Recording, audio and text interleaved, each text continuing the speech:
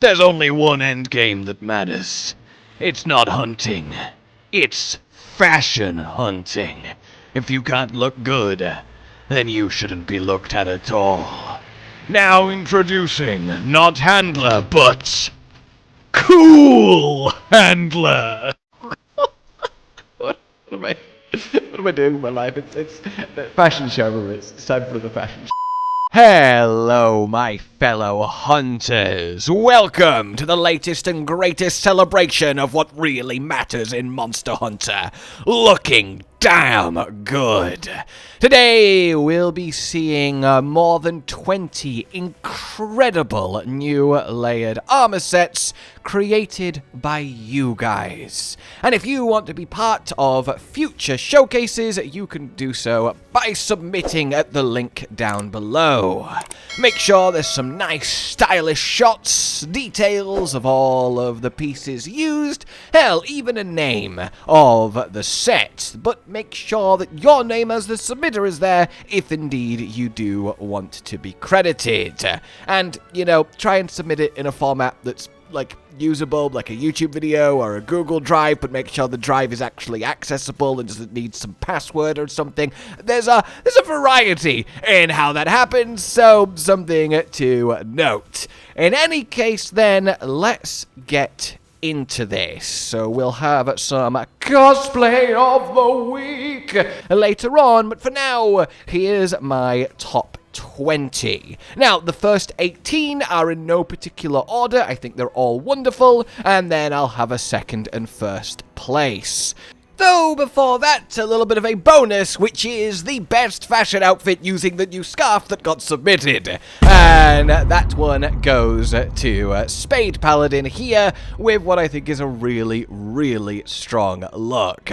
I love the stark red of the scarf, contrasting against the darker colors, the Ray Dow boots with the sort of now leathery jacket look. I think it's a really nice, solid take on this piece that I'm sure we're going to be seeing a lot and a lot. So then, to the top 20 proper, let's do this thing. Starting with this by Miko, and I just love the sort of vibe of this, the mood of it. The overall dark yet elegant attire with those pops of white, it's very sort of classy, you know, and it gets big brownie points for using 5 different armor sets in combination, which I think is always an impressive feat when it results in a set that pretty much looks like it could just be one full armor set. A really strong start. Into this then by Clueless Gamer, and it's a Valkyrie Queen. This is probably the best take on that kind of angelic-y warrior that Zoshir has led to. I think the double arkveld with the waist is just perfect. The Raydao arms go so well with the back of the waist, and I feel like the Duna helmet is just kind of a cheat code because it looks so good on everything. It's well balanced, and it just looks badass. As does our next one by Daxwan. A lot simpler, a double blango, and look, using the blango chest, the feminine version, it happens a lot. It's kind of a little bit of a, okay, here we go. I'm not immune to that myself. That's my current default look. But this with the legs, and again, the Duna cheat code helmet is a really, really strong look, even if it is doing your triple blango, and something about it just compelled me to share it here. As what happened with this next set by Moses. It's something very similar to what we've seen before. We know that bone helmet along with that chest piece goes together really, really well. The Death Stench gloves are a natural addition, but I think having those legs is what really completes this. The mizutsune legs. And they just really form the outfit for a proper little bony shaman look, and that's really, really nice, so I felt it was worthy of a peep. Next up then, by Natsu, we have this more meaty, warrior-esque looking get-up. I just kind of love the big boots, the big mitts. You could imagine some big punches, still a little bit tribal with the chest, but also kind of looks like a mechanic, like a sort of engineering sort to me, almost like a Final Fantasy outfit. I don't really know what it is about it, but I think it really just works, and it's a kind of vibe that you don't usually see, and I think that is commendable. After that then, by Danielle, we have this beautiful bright orange flaming outfit. Yes, there is a straight line of arkveld from chest to legs, but the addition of that Zoshia helmet, I think, really sets it off. This does look like a avenging spectre emerged into the Forbidden Lands to claim some wrongdoer, and it's not often you get to see such bright orange actually used in a way that still lends itself to a kind of ominous, creepy outfit, and the chain gloves just kind of finish it off perfectly. Then we go for something a little bit more understated. This is by the Irish Fool, and it's a simple retired hunter in his nice everyday attire, but still looking very, very fabulous, using the clerk set, a bit of Blangonga glovage, and I think it's just a really nice, kinda straightforward set. I really like the more kind of plain clothes-y looks sometimes, and I think this is one of the best I've seen, and I do like the little story behind it, so bravo to you. And bravo to you again, because this next one is also by the Irish Fool. I could not choose between these two, so sod it, both of them are in. This one, a lot more actual huntery, and it's got that flowery vibe to it. Quite literally an armor set based on both the stem and flower of a rose, and the flowing ballerina from the more metallic chest piece is really good. We've got the plant legs as well to set it off, and even the hairstyle actually works with the set itself as an additional flowing vibe to it. I think it's very pretty, I think it's very battle-y still, and I really, really like it. As do I with this next one by, I'm not sure. Either I missed it or the name wasn't submitted, but I do really enjoy it. I like the eye patch along with it. I think the Guardian Ebony Odogaron legs flow very nicely into that chest piece, and while the golden arm doesn't work too well from the Saccharitide, the straps in purple on the other side really do, and it's enough to carry it along with the sword waist. I think it's a really, really good Imperial-esque outfit, and I feel like you should be, showing due deference to this guy as he walks past you in the street. After that, by B3AU, we have the Demon Queen, and the Balahara waist is solid. The Raydao legs are very good for that kind of demonic-y armored look, but what I really, really think is fabulous is the Zoshia chest into the new Udra helmet. I think it is a real, as they say, vibe, and it still carries a little bit of elegance to it, despite the obvious menace and, yes, demonic, message it sends out, and I really do like it. Honestly, all I could really suggest is maybe some sort of makeup on the lower half of the face to kind of really sell that, or hell, even just go full red skin like we've seen before and kind of go all in there. But I suppose as an outfit it really works if you're still implying the person wearing it is a bit on the human side. In any case, very, very nicely done. As is this next one by Lien, known as Corvus, a very, very bird-like doctor indeed. Going for that classic plague look, the romper polo arms, the mask, but the Zoshia waist I think is a really nice addition to it, and then the Lala Barina chest just gives it that little well-to-do-ness, He is a plague doctor about town, and he's got his reputation to think of. That's the kind of style I see here. Like, the Plague Doctor's been invited to the local ball and has decided to dress up for it, sure, but he still wants everyone to know that he is most certainly capable of releasing deadly gases into the air. And that, I think, is an admirable look to strike, and it has definitely been struck.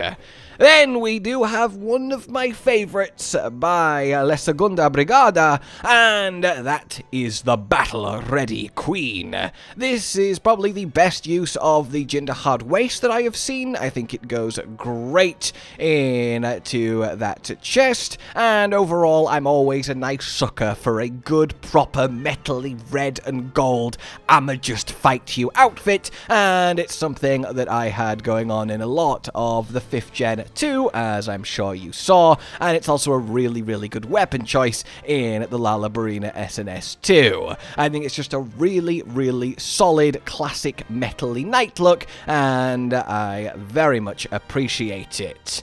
Then, after that, we are heading into this by, again, I'm not sure exactly who. The name wasn't there, or it was so deeply hidden I could not find it. But I do really, really like the look. I think using the Hope helmet to give it that hood effect without using sort of the classic Zuwu is really, really nice. The Chadacabra tie waist goes really well into the Zuwu legs and the sacred-eyed chest, and it does look like a sort of hybrid between what this person just wears every day, but also at a moment's notice, they can transition and absolutely destroy you with some secret technique from their ancestors. And I think that's a really, really fun way to take it. Then, by the mighty Grigor, we have this. I'll be honest, I just love the kind of mohawk with the glowing purple lines on the rest of the head. I think that's absolutely brilliant. The rest of the outfit is solid too. I don't think it's, like, crazy, but I think from the waist up, it's just so well done and such a great example of using your base character to flow into a layered set that I just had to include it. So I am thoroughly impressed. This character looks hilarious and fantastic in equal measure in cutscenes, and it's a really, really well done loadout. Then we have ourselves from 5 IM37, simply Knight. And I think that is really underselling yourself, because this was the best use of the dahaad chest I have seen. At least until another dahaad chest we're going to get to in this very episode. In any case, though, it is wonderful. It's just a really nice colour scheme. The reds, the kind of rusty, almost coppery. The Anjanath helmet really sets it off too. I love the little pop of white on the collar and the arms, and then the Balahara just gives it a nice bit of fabric flowness. It's just a really solid metally knight look that isn't just using the usual generically like your ingots and your Damascus, and, well, high five to you, sir. Then we have one that I think Cotton would particularly enjoy, which is from Annie Banani, and it is the Beetle Knight. And I mean, what do I need to say? It's the Beetle Knight. The Zuwu chest with the beetle helmet is absolutely inspired, and having the Piragil legs work so well in an outfit is always a treat to see too. The whole thing just comes off so well. The grey and yellow colour scheme is fantastic, and he genuinely looks like a beetle man. And I think that's really impressive, because making the bug armour actually look good is quite difficult because it's inherently a little bit awkward in its shapes, whereas this is just spectacular, so very nicely done. Then, by the Furious Core, we have this, the Flaming Insect Glaive.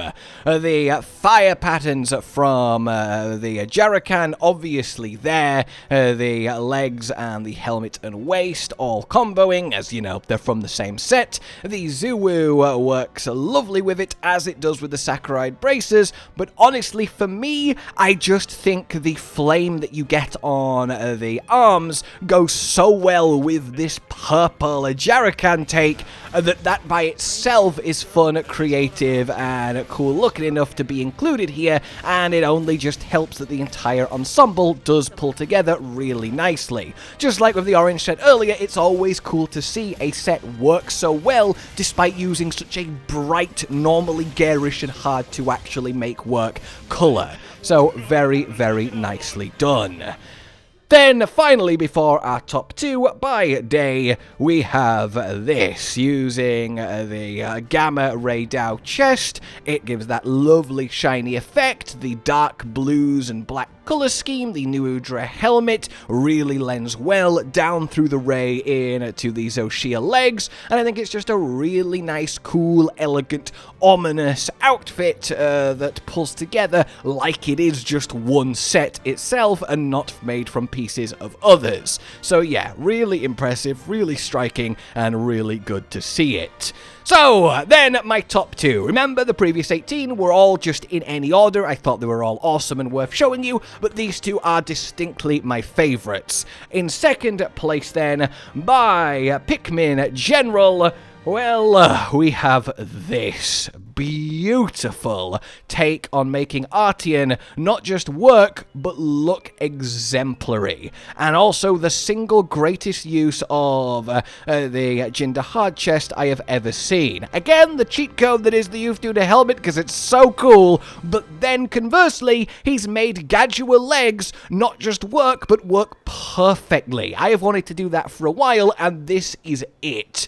The waist and the gloves flow into each other, despite, again, being 2 different sets, and to have something this good that is managing to hit that all 5 pieces are from 5 different sets is just amazing. The fur flow from the Blanca to the Doshagama is just legendary, and the whole outfit just looks so sort of soft, and despite being the Artian green, there's almost a natural element to it, like a coral reef on legs. It sings to me. I think the location you've chosen to show it off in is no coincidence, and then the lance itself just works beautifully with everything that is this outfit. Absolutely bravo, and the fact that you're second is kind of crazy to me. You guys might disagree. Of course, in fashion, taste is subjective, and you'll have to decide for yourself who you like the best today, but for me, my winner, and someone who can proudly call themselves a Fashion Master 5000, is Shroom. And wow, I don't think I have ever seen a better metally knight set. The Balahara chest with that chainy arkveld gloves, the dahaad helmet, the best use of it ever, down into the high metal greaves.